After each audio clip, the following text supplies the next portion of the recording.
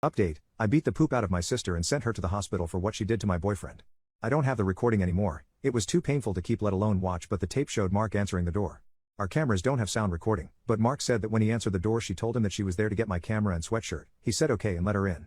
He was watching the television so he went back to his show while she walked into our room. She called out to him for help and the camera showed Mark getting up to help her.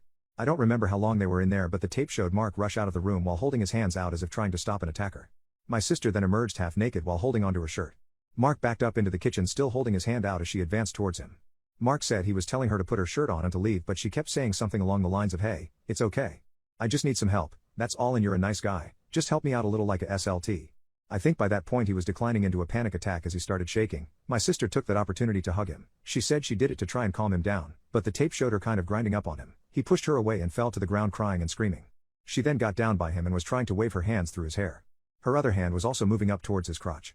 I remember from the tape seeing Mark flinch backwards and try to push her away. She always moved back closer to him. A few minutes later is when I got home and beat her to an inch of her life. I can't remember who called the police, but the police had showed up and my sister limped to the door while I was trying to help Mark calm down. I kind of remember them asking questions and trying to help Mark calm down. They thought he was going into shock, so they put a blanket over him and the paramedics came. My sister was quickly evaluated and then brought to the hospital.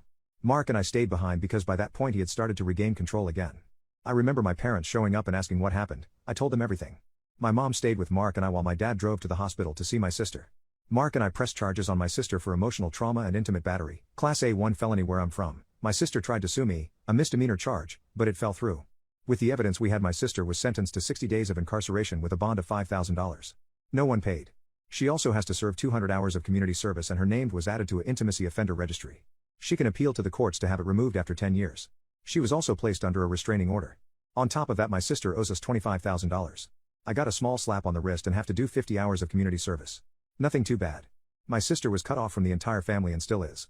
Mark regressed tremendously, to the point that he couldn't sleep in the same bed as me for months.